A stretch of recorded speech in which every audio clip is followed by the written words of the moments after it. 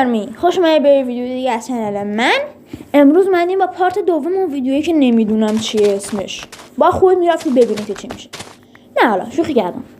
امروز اومدیم به تعداد هر لایک و ساب شما یه سری TNT بتره کنیم که حالا اونجوری بود. ولی من تو اون ویدیو یه چیزی یادم رفته بود بگم که تعداد ویوهای شما هم حساب میشه. چون که مثلا من تو یوتیوب هنوز زیاد ساب ندارم،